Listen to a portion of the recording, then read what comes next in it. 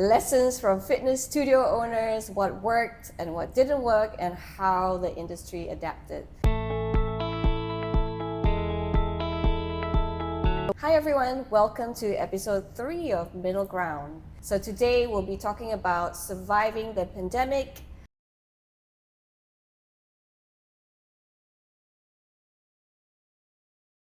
So today with me, I've got Olivia Ling from Rebel Boxing and Mr. Kenny Xia. Lessons from fitness studio owners, what worked and what didn't work, and how the industry adapted. So let's start with Olivia here. Do you want to introduce yourself and talk a little bit about your background in fitness and how you started your studio? Sure. We started our studio a lot earlier than the pandemic, and we started it initially with the idea of being a personal training studio. It was going to be a bespoke kind of PT studio. So we were going to have a strength floor. Because we wanted it to be more of a passion business, we wanted to give back to the community in some way. So the best way to give back to the community, we decided, was through sports. So I have 4 kids, as you know, and the 4 kids were all heavily active in their own sports. And then I had done sports all through high school and at university level. And I really appreciated, I think, the discipline that it gave me, the friendships that I forged from it,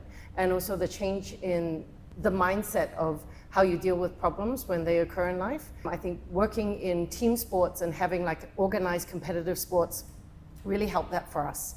And 2 of my children were involved in sports that were quite expensive. They required quite a bit of kit and required quite a bit of coaching. So we were looking at doing something that could give back to the community and have some sort of sport where we could have coaching that we could give back to the community, coaching classes, coaching time, and a safe place for kids to come. So that's how we kind of decided on that 2nd floor of our studio being focused on boxing.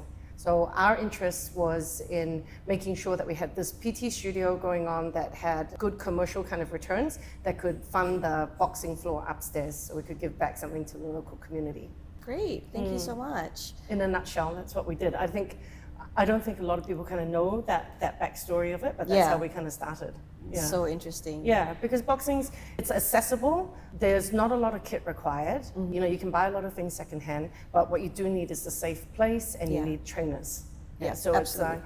it's an accessible sport to kind of help kids who maybe don't have parents that are able to fund a lot of extracurricular training and not able to put in a lot of money to buy expensive kit. Yeah. Awesome, great. So I'm gonna head over to Kenny now. Do you want to talk about your gym? Hi guys, my name is Kenny. I am the founder of Level Up Fitness. Level Up Fitness is primarily a 24-hour gym chain. We are primarily based also in East Malaysia, Sabah, Sarawak. As of today, we have 19 outlets, and we've been around for 15 years. Proudly Sarakin, also proudly the largest fitness chain in East Malaysia. And yeah, that's my story. And you've just completed High Rocks. Which I personally just completed High Rocks in a relay, only 2 exercises and 2 weeks of training. Amazing. Well done. Yeah. All right, guys, so we're gonna go straight to the topic at hand. So Olivia, I'm gonna start with you first. Where was your business at when the pandemic first hit? I think when the pandemic first hit, we were doing okay. So the first few years are always tough. We were trying to build this, like I said, this PT studio. And at that time in Kuching, the concept of PT wasn't new, but the concept of paying good money for PT, I think, was still relatively new. So it was an uphill struggle. But I think we'd gotten to the point where we had quite a good, steady group of PT clients. Yeah. And then we did realize at that point we needed something to supplement it. So we were running kind of like GX classes as well. We were charging a membership for the group fitness, and then we had our PT going. So it was actually quite stable, I would say, before the pandemic. Yeah. And that was helping to supplement the boxing floor at that time. And then when lockdown happened, When what lockdown was your happened, first move? our first move was honestly panic, because we were trying to understand what was going on. Yeah. We were trying to wade through the information. We were trying to understand what we were allowed to do, what we weren't allowed to do. And there was a lot of differing information. And that was nobody's fault. I think nobody had ever seen on the horizon that anything like this would happen. So we had lots of different departments that we had to deal with, and everybody was telling us somewhat a different story. Yeah. So it was challenging. I think it was just processing information at that time and trying to make sure that we were working within what was safe for our clients and then not stepping outside of the law. Yeah, which was very vague and ever-changing. Yeah. Yeah, almost on a daily basis at one point. Yeah. Yeah. I remember you being in the media a lot during yeah. the lockdown. Oh, yeah.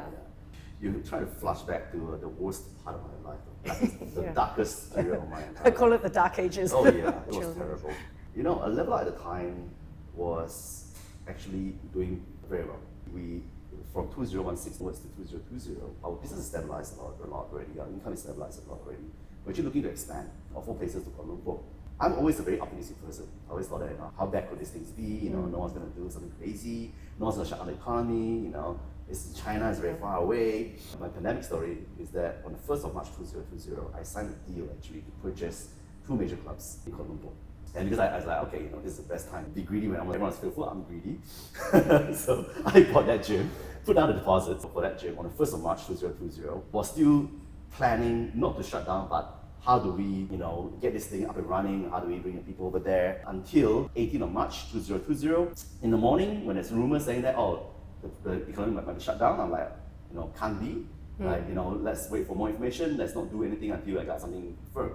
I remember distinctively, I was in the middle of a meeting with everyone else on a Monday, and on the 16th of March actually, I still remember the dates exactly. Just, business as usual, don't worry about it guys, come to work, no need to go back home and all these things. And let's figure out how to get this KL gym up and running. Immediately after the meeting is over, someone texted me and said, hey, MBKS has released, MBKS being our city council in Kuching, a statement asking us to prepare a shutdown. And it was very vague. Private gyms should be shut down, all right? And I'm like, okay, wait a minute. We're a private gym, we're a public gym, right? We're not in an apartment, we're outside, so that's not us. You try to interpret the clauses. Since they're being vague, then you put it whatever way that You suits find my the loopholes. Find loopholes to suit it. But that only lasted for like 6 hours until the federal government decided to say, hey, all activities should be shut down. Prepare to go into lockdown on the 18th of March. That was when the reality started hitting me. It's like saying, wait, this is not happening. Everything is doing so well. We have record incomes. And now this shutting down, what are you trying to do? At that point, I think everyone, the biggest joke at the time was that it's going to be close to 2 weeks. Yeah. So we're like, how are we going to survive for 2 weeks? Yeah. Little did we know, right? Yes, I recall that. So that was where we were at the time, and then everything went crashing. A lot of you guys don't know, but Kenny is also one of our co-founders at Voodoo Cycle and Voodoo Body. And at that time, we were just about to start renovations. We had all our bikes in. We were starting to train our instructors, and then bam. Yeah. We had to put everything on hold. So it was more than just with Level Up for you. It was also for Voodoo side as well. Exactly. Yeah. I remember I was at home when I was looking at the stock market, and the stock market is going crazy, Suddenly overnight I lost my portfolio by like 15% or whatever. Like, what is going on here, right? But I'm like, okay, maybe that's not that bad. Then it just keeps getting worse. Just when you thought it couldn't get any worse, it would. Yeah. Yeah. What were your biggest challenges that you faced in the first few weeks and the first few months? Uncertainty, I think, was the biggest one. Not being able to plan. So I think you can plan when you know how long you have to be in a situation for, and you know when to pivot if you have some foresight to understand how long the situation is going to last. But I think the biggest challenge we had was, how do we hold? Do we change? Just do the we unknown. pivot? Yeah. It's honestly trying to realistically understand how long this was going to last for, and put things in place, whether it was going to be 2 weeks or 2 months, or to the end of the year. Worst case scenario, we thought this is going to carry on until the end of the year. Yeah. But we never kind of looked at it at that point with, okay, this potentially could shut down the whole world for the next 2 years, for the next 2.5 years. I don't think any of us sat down and had that conversation. Yeah. Were there any moments that you thought that the business might not survive? Every day. Yeah. Every day, right, Kenny? Oh yeah. Yeah. I think initially we thought it was for 2 weeks, then it got extended for 2 weeks, until the first 2 weeks became 2 months, and 3 months actually. Towards the middle of it, I think you start getting a lot of different perspective of people. Yeah. Because people will be working from home because they already experienced the convenience of working out at home. Yeah, because there was a lot of online classes. Yeah, a lot of online classes, Zoom a lot of classes, home-based workouts. People like Apple and Nike coming up with apps to train you to work out at home. All this investment I put in since 2009 is not going to make sense anymore. That's why I say, I went through my dark times. I say, okay, people don't need me anymore. People don't miss gym anymore. People don't want to come back anymore. I think my mindset at the time was like, okay, should I just get out of this business completely and get into something else? So I start selling gym equipment for home use. And I remember at the time that I did place a large order of home use gym equipment that's now sitting in my warehouse, not going to get out. So if anyone wants to buy a home use gym equipment from Level Up, I see you some stocks. Right? DM us. I'll hook you up with Kenny. But you know, home use gym equipment are not meant to last, right? Yeah. They are meant to be used 3 times a week. I think I had some real serious thought about getting out of the commercial fitness business completely.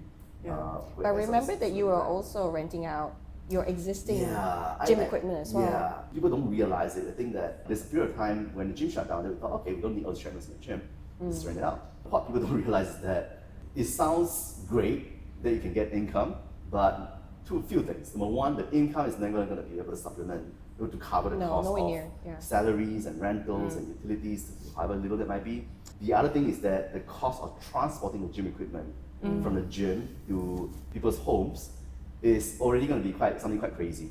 Yeah. And do you want to tell everybody who's listening how much it costs to change the electrical board inside a treadmill when it's been thrashed? Yeah, and the treadmill is not working out well. You know, sometimes it's half the price, of a brand new treadmills. We have to transport it. I think that's a major thing. Yeah. And how are you going to transport a 200-kilo equipment with social distancing in place? Yeah. All right. So all these things are causing a lot of uncertainty about how you can get by. So yeah, we get some income, but not nearly. But I'll say if I put a percentage figure to it, it's probably 5% of our OPEX or less in terms of the revenue that we get from renting equipment. All right. And a lot of people who rent it from us saw it as doing charity for us. It's nice that people pull together and try to get you through. I think that's true. nice. Yeah, I appreciate that too. Yeah. And your staff, did you retain all or most of your staff during the pandemic? Yeah. So this is a story that I tell. I'm a people person at heart, ultimately. A lot of things I do, I look into the perspective of the staff, and how they can pull through, Yes, people privileged are able to get by, I think, but I'm always wondering how the staff can get by. Yeah. Some of them are single mothers, some of them have lived, paycheck to paycheck. And initially, I'm saying that when we thought that the lockdown is only for 2 weeks, I said, okay, I'm not going to cut anyone's salary. It's just 2 weeks. Yeah. I pay everyone the full salaries and say, okay, there are things you can do at home. You can write SOPs, you can write operational procedures, you can clean up the gym. I try to give them you can help the gym bringing 200-kilo treadmills to people's houses. Yeah. We come up with all these different ways of getting them to come up with ideas. Creative ways to engage them, even though we are not serving the customers and we're not receiving any income from customers. We thought it's just 2 weeks, right? Then eventually we know that we couldn't do this for long term. The longer it goes by, the news start getting that it's spreading, it's mutating from alpha to gamma to omega to omicron, eventually delta. We have to start thinking long term, start consuming our cash. The government at the time was allowed, if I'm not mistaken, I think 800 or 900 ringgit wage subsidy, which helps a lot. We did not let anyone go. Basically said that, hey, we're going to go through this as long as possible, and we didn't retrench anyone. But at the back of my head, I'm saying that, hey, when business reopen, we'll make money again, I expect you guys to be loyal and stay. Fast forward to 2021, no one stayed. No one stayed, yeah. They basically just live off the income that we paid for them for staying at home. Eventually, when other opportunities open up, they're like, hey, I'm going to work for Genting, I'm going to work for a cruise, see. But some did stay though, yeah. Well, to be fair, yes. I'll say I think 50% of our workforce stay. The other 50% just get out as soon as they can. And strangely enough, a majority of them actually end up working for the government. Right. Because they see the government sector, the public sector as being something safer. They don't need to go anywhere. So after reopening, I think 30% of my workforce resigned. More than half of them all end up working for mostly Sarawak government. Right. There's the next lockdown happening, I still got a job. So I understand it because people, I think, it was such a fearful time and people really, of course, the fear that it kind of put people into because it lasted for so long. I think a lot of people made quite drastic life changes after that. For sure. Yeah. What about for a Rebel? For Rebel, we just all hunkered down. Luckily, we were a very small team, so we all just were like, okay, the key thing is to make sure we kind of pull through, we survive it, however long it lasts, and at the end, we can kind of still reopen. Yeah. We're there for our community. We had built a community, and the key thing was to still keep in touch with this community, let everybody still feel supported and have some sort of lifeline. Yeah. And it became very clear that lifeline wasn't going to be physical fitness so much. It was actually the mental health aspect of it. Yeah. To still have other people to check in on you, to still have groups to be able to do stuff online together. Yeah. We were probably ticking the box of mental health for the community that we had built around us to kind of pull us all through, because everyone was going through different things, and everyone had fear and all sorts of things for different parts of their lives, whether it was their work, whether it was, whether if they were entrepreneurs, it's their businesses. Some people was fearful of their children getting ill. Some people were terrified of, old people getting sick. But you had your reasons. I had my reasons because I have my mom staying with me at home, and she has one kidney and she's in her 70s, and I had little kids. So,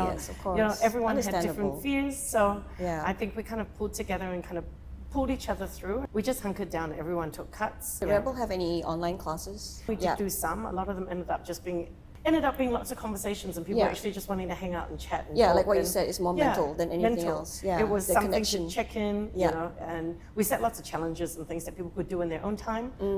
Because everyone's in a different kind of family dynamic and different family situations. So set times might not work for everybody. You're trying to do all sorts of things. So we would have lots of challenges that people could kind of post into group chats at any time that kind of suited them.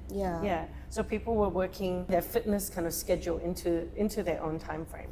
So classes were there. A lot were just challenges, just to keep people connected. Hey, we're going to do this push-up challenge, or we're going to do, whatever challenge it was, and then we would just share it and then kind of egg each other on. And But your team essentially stayed the same when the gym reopened, right? Yeah, we had freelancers that probably did change, but they were not part of the initial crew anyway. They were just freelancing at our gym. But a lot of them, like what Kenny said, probably made different life choices after that. I think it was quite scary to be a PT freelancer at that time because the rest of us, if we have registered businesses, were still able to get some sort of government support.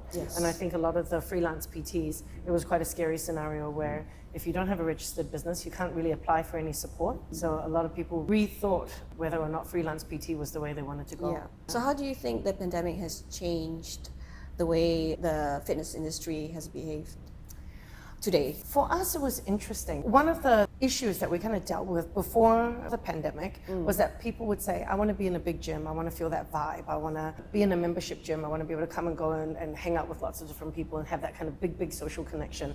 I'm not keen on the idea of a boutique gym and just having one set group of people that I see all the time. But then we had a lot of other people who were like, okay, I like the idea of building a community, I like the idea of being in a small group. So we had kind of focused on that niche market.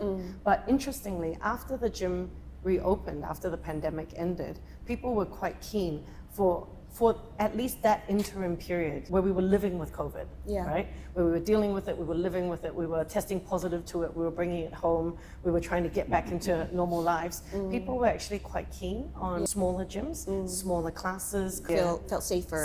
They quite like the idea, I know the 4 people that are going to come to this, or I know the 6 people in this mini group. I know what they do, I know who they're exposed to, I know where they work. So at that time, if you were a doctor or a nurse, nobody wanted to train with you.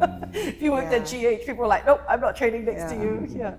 So we noticed a shift towards that, and it was actually a big tick for us. So we probably because you were and you still are a smaller boutique gym. So people quite like that, and they quite like the idea that yes, I'm going every day, I'm exposing myself to people each day, but these are the people I'm exposing myself to, and they're the same every day. It's still safer than that concept at that time of going somewhere random like a shopping mall and being surrounded by all sorts of random people day in, day out. So that was interesting. How about at Level Up though? Was it the same in Level Up? Because Level Up is a larger change. I think we obviously had to deal with numbers. One of the biggest change I can say after the pandemic is the technology adoption. For group classes especially, which is one of those, fear-mongering thing, that is a hotbed sweat on me. Don't breathe on me. There's a high-risk area, and then there's going to be like, everybody must be 2 meters apart in the group classes. How are you going to do that 2 meters apart thing? And wearing face masks.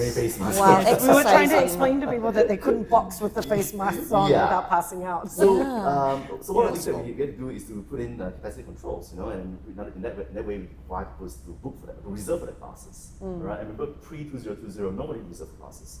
Everyone was like, I want to go in there as and when I want it. And so sometimes you're going to have classes like, 40 people in a small 1,000 square feet room. Sometimes you're going to get 3 people coming into a class. You don't know who's going to come in. So one of the things that I did is, hey, let's put a proper, policy, reservation policies. We have things like wait lists, like 2-hour cancellation period notice, and all these things was one of the things that people hated a lot. In the beginning. We got a lot Yeah. of pushback from members, from staff where they enforce it, saying they got abused by people. We got a lot of pushback from people who are like saying that I'm late for 5 minutes, they don't let me in, I booked already, what is going on? We got pushback from instructors themselves. Don't deal with it, let's let people in like before. And then I keep saying that no. And I was the asshole, I was the dictator who said, no, this is the way we're going to move forward. We're going to have this booking system going to be in place. We can control when a class is not doing well. If there's only 3 people in a class, we cancel it. So these are things that we put in place. And to be honest, looking back 5 years from now, even though there's still some murmurs of like saying that they don't like policies, but overall, I think that people are beginning to accept it. I think, and also they become other used to that studios- system. Yeah, the other thing is that other students are also accepting of it. Right? Now it's a norm now. Now it's a in norm now. Kuching. You have to go for classes. And in Malaysia, to be Exactly. honest, If you come to a class without proper booking and you come in late or whatever, you get denied entry. You've got to expect that. Ultimately, we are also trying to work out the best for people who've done everything right? Yeah. So I think that is the most positive change. And also the shift from just physically turning up to app-based booking or web-based booking in general. I think is one of the most positive changes that I can say that still has a lasting impact. Yeah.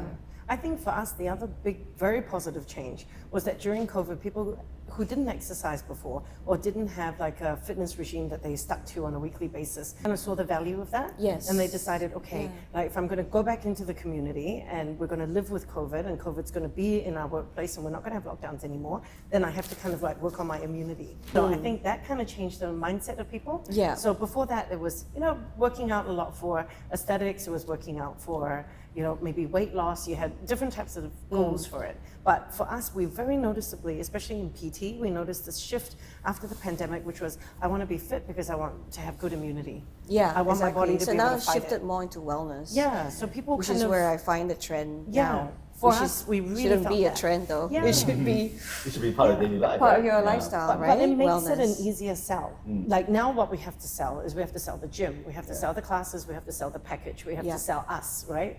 Choose us instead of somebody else, that's what we sell. But prior to the pandemic, we had to sell the concept sometimes still of fitness. Why should you commit to something long term? Why should you exercise regularly? Oh, I want the flexibility of just coming every so often.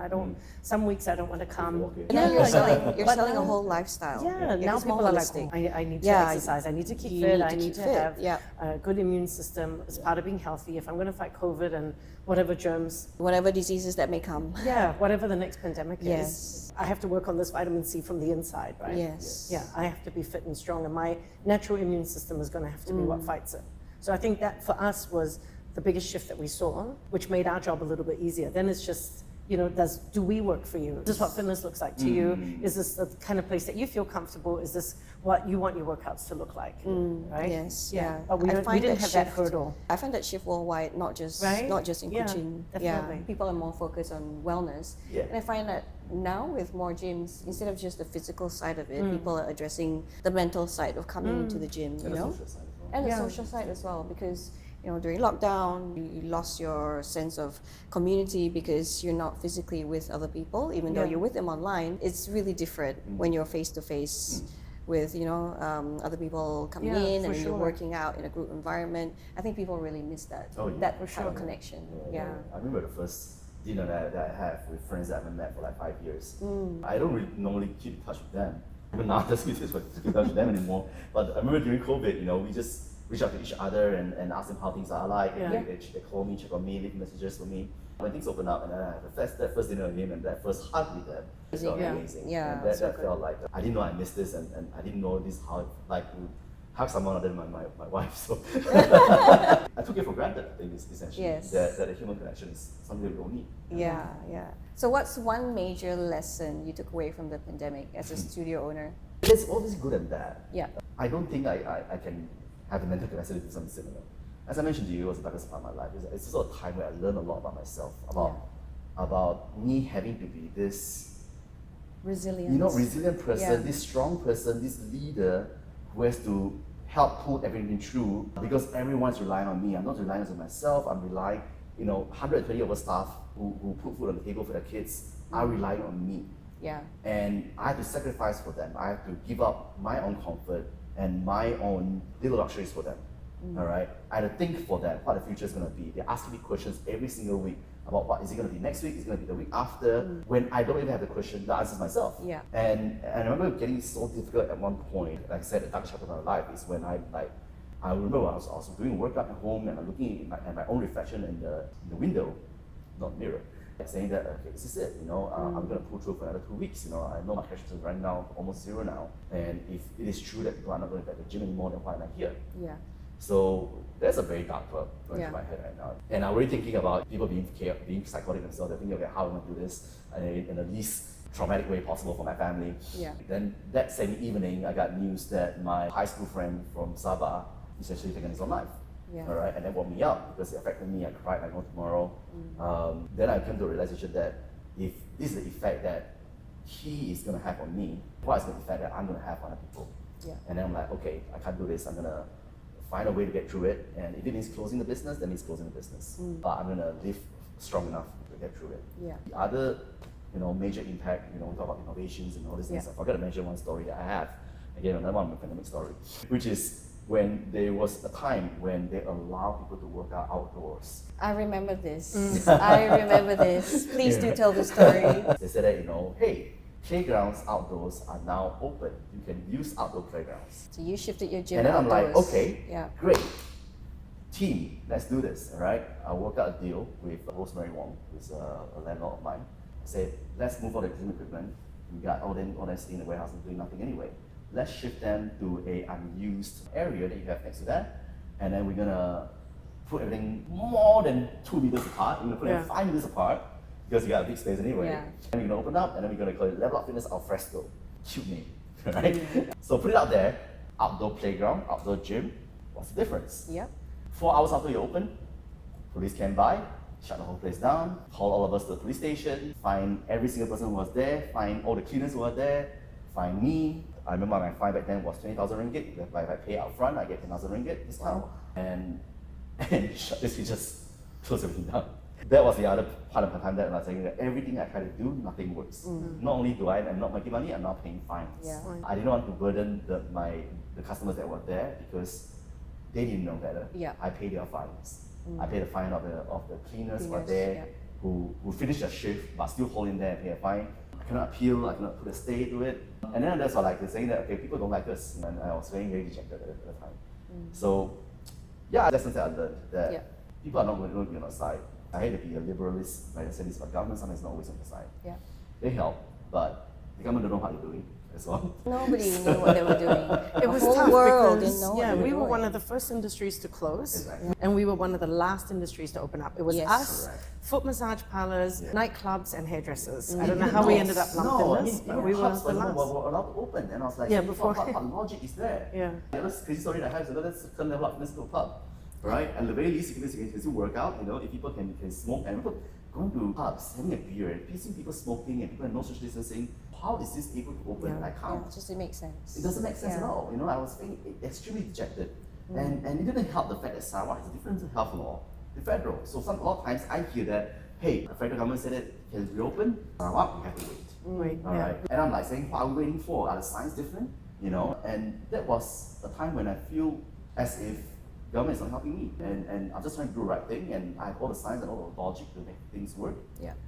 Sorry to put this in a damper here. I just felt like I felt as if No, I'm not guessing a lot of people were in the same boat. So Yeah. yeah, It was So- tough. It was really yeah, hard. It was just fear Correct. Yeah. more So- than anything. Yeah. So at the time, Fear of the unknown.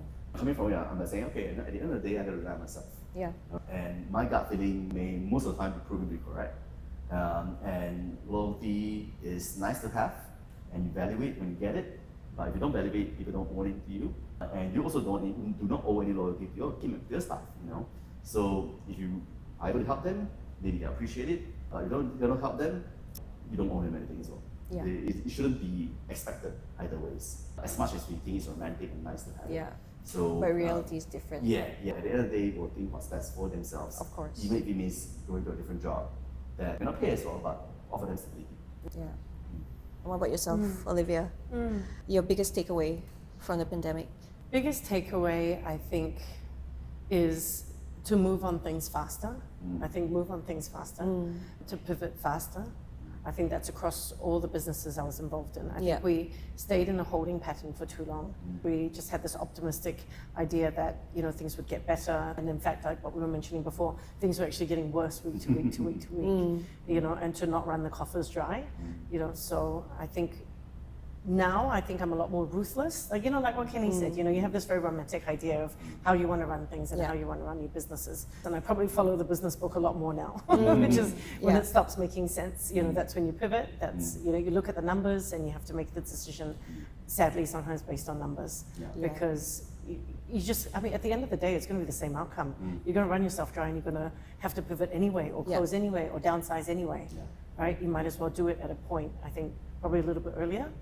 Yeah, I think it was like a war, you know, when you talk to older people that have maybe lived through wars or have experiences of grandparents who lived through wars, you realize what we lived through was similar.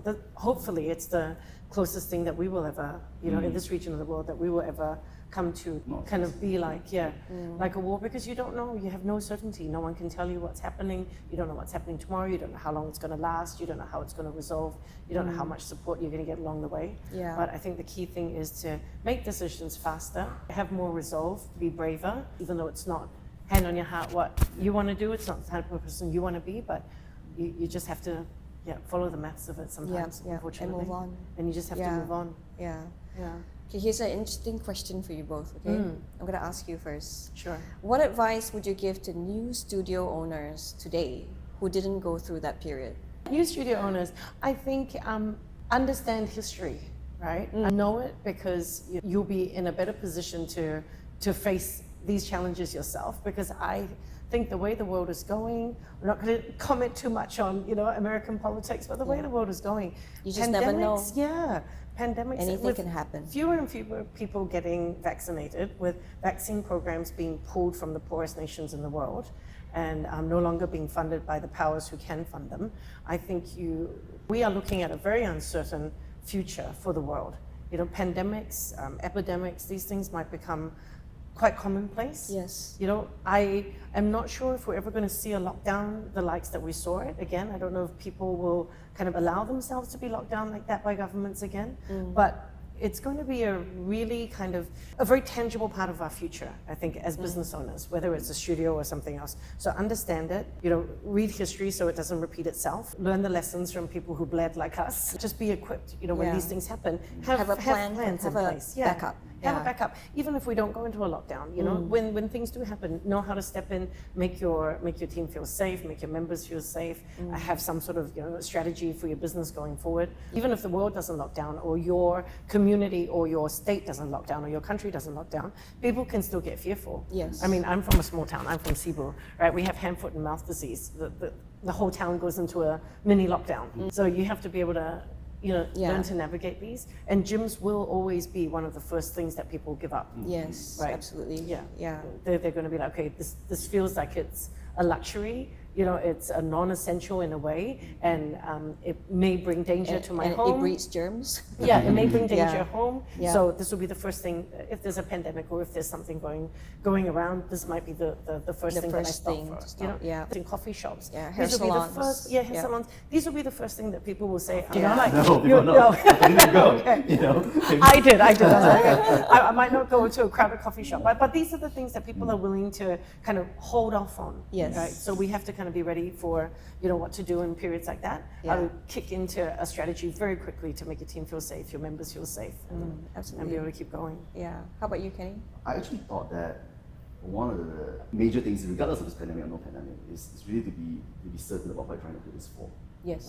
And I say this to every single new gym owner, studio owner, anyone getting in the fitness business. Are you doing it for financial reasons, or are you doing it for passionate reasons? A lot of times it's in between the two spectrum, and they're not mutually exclusive. But if you're doing it for financial reasons, then you need to be unemotional in many cases, because Detached from you it. need to detach from it, right? You know, if it's not working well, shut it down, move on. You know, for that period of time, we actually ended up closing two outlets during that period of time, all right, and reopen somewhere else afterwards. You know, because you know we thought that it doesn't make sense anymore, and also there's too many bad memories that goes on with that space. You pull through, but then after that you gotta figure out the financials as well. So the funny thing is that when we close down those two outlets and then we reopen somewhere else, suddenly the numbers become fantastic. You know, if it's a passionate project, then yeah, if you're in a privileged position to be able to fund this through other ventures, then you can be attached to it. You can keep it opening or whatever. So I'll just say, if the intention is more for financial reasons, then the first thing that you have to learn is to be unemotional and not feel as much, which sounds very cruel, but it's something that I got me through. Yes. Yeah. But if you're doing it for both, you can do it for both, but then you need to figure out which one comes out a bit more, more important. You have to see which one you're balancing towards. Yeah, exactly. If you're not having fun and it's not making money, then I think shut it down. The answer is very clear. Right? I think we all want to be having fun and making money. Last question here. What's one word or phrase that summarizes your pandemic survival journey? Gratitude, I think, because we're still here. I think I'm super grateful that we pulled through. Yeah. I'm super grateful that we didn't die. Yeah, literally. Yeah, we didn't. On a personal level, grateful that we're still alive. My soul died, but I'm physically still here. Yeah, but from the gym's perspective, just grateful that we're still here. Yes. Grateful that the community that we're wanting to build is there. When you asked me why I started the gym, we had this one vision for it, and it's morphed because it takes on a life of its own. You have all sorts of ideas about what I want this to be. I'm going to set this up, and this is what it's going to achieve, and this is what I'm going to give back, and this is what it's going to, and then things happen along the way, and it kind of grows. It's organic. It becomes a kind of living organism of its own, right? And for us, the gym has grown into something that maybe wasn't my vision, when I started it, right? But it is beautiful nonetheless, and I'm grateful for it nonetheless. And it has become a home for so many people. It's become a community for so many people. I was just chatting to 3 young guys 2 days ago who have spawned a business out of the gym. From the people that they met at the gym, the advice they got from other team members at the gym, you should follow your dreams, and everybody kind of pitched them and helped them. So they're doing something quite unrelated, but that's where they kind of lent on everybody, and because of the community that they were in this boxing gym that we have, they now have a social media company. So it's beautiful. So I'm grateful for that. It may not have become quite the community project I expected it to be. Turns out not all these kids want to come halfway across town to box for free. So you have a vision, but it takes on a life of its own. It still has changed lives. It's changed different lives. Transportation problems and all sorts of things that I didn't think of when I first started this as let's build this kind of community boxing area. But it's taken on a different life, and it's a beautiful one, and I'm grateful that we're here for the gym to still be able to tell its story, because it's not my story. It's the story of the people who go, it's the community that's there, it's the trainers that are in there supporting it, and the coaches that are running it. It's become their story, and I'm grateful for it. So yours is gratitude. What about yours? I struggle to find a different word. So as to be, original. No, steal mine. Go ahead. I still think that, I concur 100%. Also, gratitude. There are, as much as it's a dark time for me, there is a lot of positives come out from it. There is definitely gratitude. There's growth. There's resilience. There's don't give a F attitude that you need to have, that you didn't realize that I need to have until you got it. That goes with with certain customers, certain staff, not all obviously, certain government sectors. I don't care. I'm gonna do things my way, and this is the way that it should be. And I don't gonna believe 100% of what things they tell me. I'm gonna make my own judgment based on the facts that I have on hand. And all these things I think are values that I didn't realize I have until after the pandemic, to be honest. Obviously, very grateful for my family for being able to be there. My son was born 2019, so he was 1 year old when the pandemic hit. So he was a pandemic baby, pretty much. He was pandemic baby, exactly. To be able to have that time with him during his growing up years at home, being away from office, is something that I look back with fondness. And I think that those are things that, when I really think back of those 2 years of uncertainty, it's still gratitude. And like I said, the fact that we're back here, we're thriving, we're expanding, we are making record profits. Those are things that, if I were to be negative back then and to say, I'm going to shut the business down, I would never have this. So I think that I went through a lot of growth, over those 2 years, and I'm grateful. It's a lesson that just keeps on giving. So basically, what doesn't kill you makes you stronger. That's true. For sure. Thank you to you both for being here today on Middle Ground, episode 3. See you next time. Thank you. Bye. Bye.